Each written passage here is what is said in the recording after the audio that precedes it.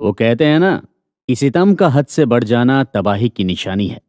इतिहास अपने सीने में ऐसी बहुत सी कहानियां छिपाए हुए है जो इस बात को सही साबित करते हैं।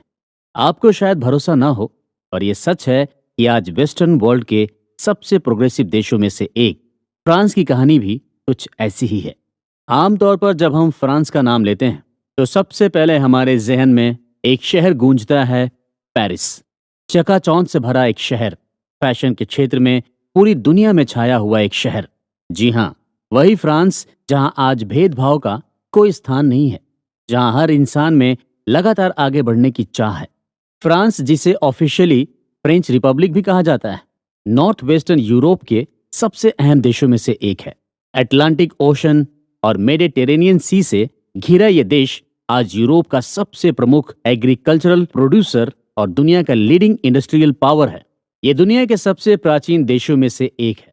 और क्या आप जानते हैं कि उसी फ्रांस में एक राजा हुआ करता था जिसका नाम था लुई द 14th, जिसे लुई द ग्रेट और लुई द ग्रैंड मोनार्क के नाम से भी जाना जाता है। वो एक ऐसा राजा था जिसने अच्छाई और बुराई दोनों की सारी हदें पार कर दी। वो कहता था, मैं ही राज्य हूं। वो खुद को धरती पर भगवान का प्रतिनिधि यानी गॉड्स रिप्रेजेंटेटिव ऑन अर्थ बताता था।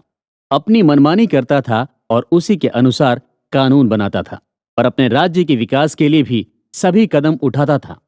5 सितंबर 1638 को जन्मे लुई द 14th ने एक ऐसे राज्य को सामने लाकर खड़ा कर दिया जिसे चलाने के लिए एक्सपीरियंस की बहुत जरूरत थी। 1643 में फ्रांस की सत्ता संभालने के बाद एक मोनार्क के रूप में उसने वो सब किया जो करने का उसका मन हुआ। इसलिए उसके शासनकाल में फ्रांस का एक नया रूप सामने आया, और उसकी सारी अच्छाइयों पर मनमानी भारी पड़ रही थी। इसके बावजूद लुई द 14 की मनमानी चलती रही, और अपनी इच्छा शक्ति के बल पर उसने फ्रांस को अपने हिसाब से एक नया रूप दिया। हालांकि 1 सितंबर 1715 को उसकी मौत के बाद जितने भी राजा हुए, उनमें वो स्किल नहीं थी जो फ्रांस की सत्ता को संभाल सके। ये 2 राजा हुए, लुई द 15th और लुई द 16th। इन दोनों ने फ्रांस को संभालने की कोशिश तो बहुत की, पर विरासत में मिले वैभव में ऐसा डूबे कि सब कुछ तबाही के कगार पर बढ़ चला। ऐसे में फ्रांस में वो सब हुआ जिसकी किसी ने कभी कल्पना भी नहीं की होगी।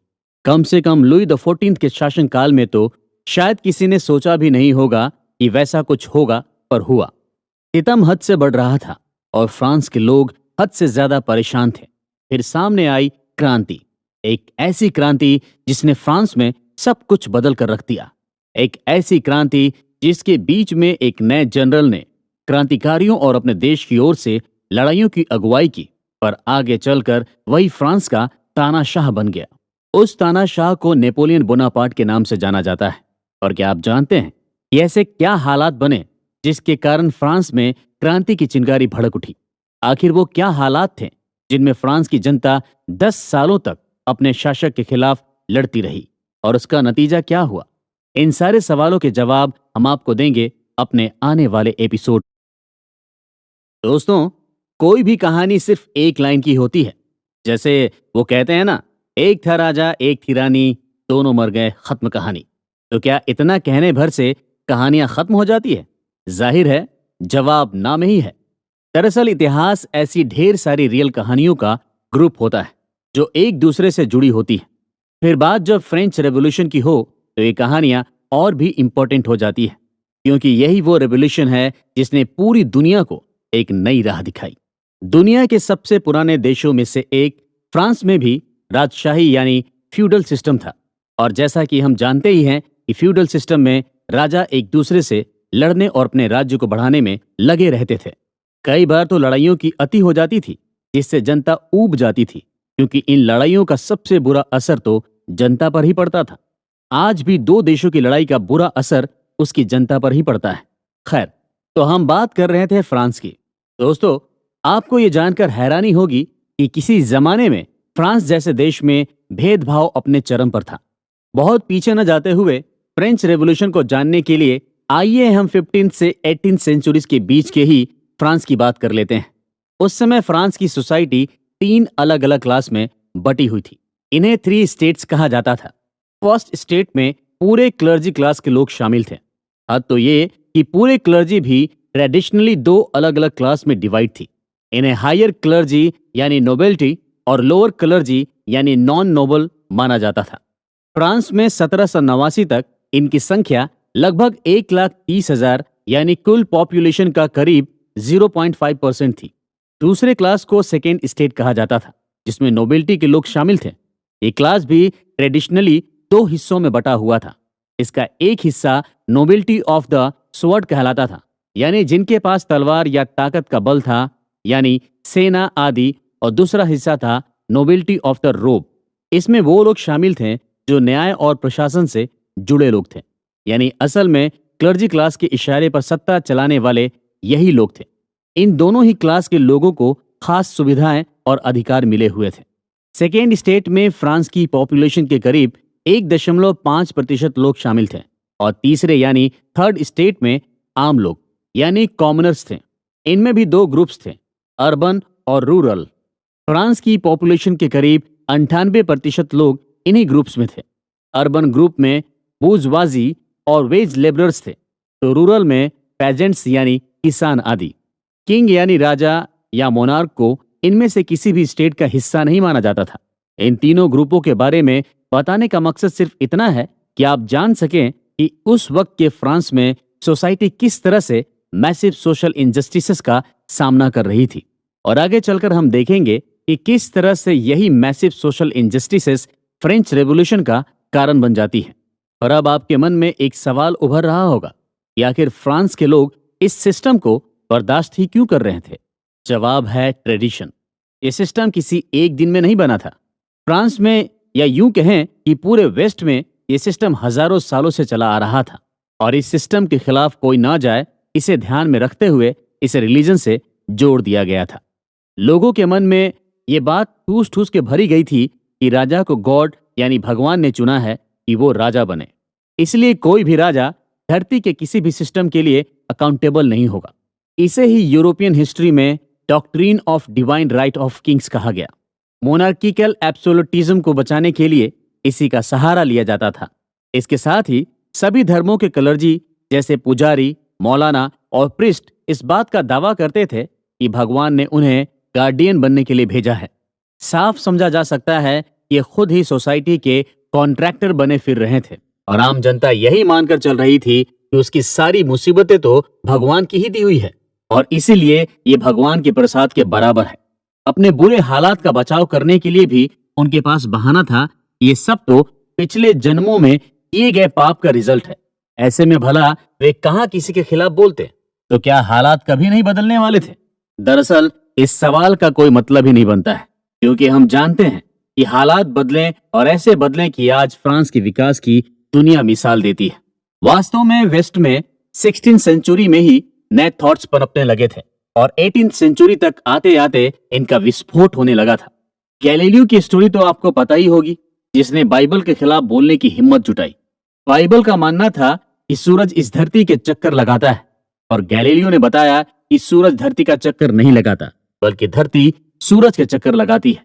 आपको शायद ये भी जानकारी होगी कि बाइबल का इस तरह से विरोध करने के कारण गैलीलियो को लाइफ इम्प्रिजमेंट की सजा दी गई थी। और थॉट्स को कहाँ रोका जा सकता था? रोज नए नए तरह के थॉट्स जन्म लेने लगे। राजा की सत्ता पर सवाल खड़े किए जाने लगे। नए फिलोसोफर सामने आए, और उन्होंने doctrine of divine rights of Kings को चुनौती देना शुरू कर दिया। और अब तक ये विचारों तक ही सीमित था, और अंदर ही अंदर कहीं कोई चिंगारी पूरी तरह ज्वाला बनने की तैयारी कर रही थी। ऐसे में सामने आए वेल्दी कॉमनर्स, यानी उस वक्त के आम लोग जो काफी रिच थे। यहाँ इस बात का जिक्र कर दूं कि फर्स्ट स्टेट और सेकेंड स्टेट में भले ही फ्रांस की महज 2% पॉपुलेशन थी, पर ये 98% पॉपुलेशन पर भारी पड़ते थे, क्योंकि सारा भारी भरकम टैक्स इसी आम जनता से वसूला जाता था। अब जब नए थॉट्स फूटने लगे थे, तो वेल्दी कॉमनर्स जैसे व्यापारियों, मैन्युफैक्चरर्स और प्रोफेशनल्स, जिन्हें हमने पीछे बुर्जुआजी यानी पूंजीपति कहा था, उनके डिजायर भी बढ़ने लगे थे। अब उन्हें लगने लगा था कि उनके पास भी पॉलिटिकल पावर होनी चाहिए। पेजेंट्स यानी किसान वर्ग के पास सबसे ज्यादा लैंड था। अब उनके पास स्टैंडर्ड ऑफ लिविंग और एजुकेशन में सुधार होने लगा था, और वे फ्यूडलिज्म से छुटकारा पाने के सपने देखने लगे थे। भला इसकी आंच फ्रांस तक कैसे नहीं पहुंचती? फिर एक बात और, वो ये कि 1730 के बाद स्टैंडर्ड्स ऑफ लिविंग और मोर्टेलिटी घटने के साथ ही यूरोप के कई देशों में पॉपुलेशन बेतहाशा बढ़ने लगी थी। 1715 और 1800 के बीच की बात करें तो इस दौरान यूरोप की पॉपुलेशन करीब डबल हो चुकी थी। और जहां तक फ्रांस की बात है तो 1789 में ये यूरोप का सबसे ज्यादा पॉपुलेशन वाला देश बन चुका था। साफ है कि प्रॉब्लम्स बढ़नी ही थी। एक और आम जनता पर टैक्स का बोझ, उसकी बढ़ती उम्मीदें और दूसरी ओर पॉपुलेशन का विस्फोट। ऐसे में भला लोग रहेंगे कहां, खाएंगे क्या और राजा उन्हें खिलाएगा क्या, जब उसे खुद की अय्याशी से ही फुर्सत नहीं थी। इसी बीच ब्राजील में नई गोल्ड माइंस का पता चलने के साथ ही 1730 के आसपास पूरे वेस्ट में सभी चीजों के दाम और तेजी से बढ़ने लगे। 1770 तक पहुंचते पहुंचते कई देश इकोनॉमिक क्राइसिस से जूझने लगे। इससे कई देशों को विद्रोह तक का सामना करना पड़ रहा था। इसके अलावा हम आपसे पहले भी चर्चा कर चुके हैं कि नए थॉट्स जन्म ले रहे थे। अब तो सोशल रिफॉर्म तक की बात होने लगी थी। इनमें जिन फिलोसफर्स, इंटेलेक्चुअल्स की लेखनी का सबसे ज्यादा हाथ था वे थे 17वीं सेंचुरी के theorist Rene Descartes, Benedict de Spinoza और जॉन लॉक। और तो और मोंटेस्क्यू, वोल्टेयर और जीन जैक रूसो के थॉट्स को लागू करने के लिए किसी रेवोल्यूशन से कम की कोई गुंजाइश ही नहीं थी। फिर यूरोप के देशों में वॉर्स के कारण फाइनेंशियल क्राइसिस भी बढ़ती ही जा रही थी। फ्रांस और इंग्लैंड उस वक्त दो कट्टर दुश्मन थे, क्योंकि दोनों ही अपनी कॉलोनीज का विस्तार करना चाहते थे और इसके लिए एक दूसरे से लड़ते रहते थे। दोस्तों, इन हालात में आम जनता क्या सोचती होगी, खासतौर पर फ्रांस की जनता उस समय क्या सोच रही होगी और उसके मन का गुबार आखिर कब और किन हालात में फूटा होगा, फ्रांस के किसके शासन के दौरान और किस तरह से रेवोल्यूशन ने जन्म लिया होगा, इन सब के बारे में हम डिटेल में जानेंगे। फिलहाल इतना जान लेते हैं कि फ्रांस में रेवोल्यूशन की शुरुआत किंग लुई द 16 के शासन में हुई। अब ये किंग लुई द 16 कौन थे और इन्हीं को जनता के गुस्से का शिकार क्यों होना पड़ा, ये जानना भी हम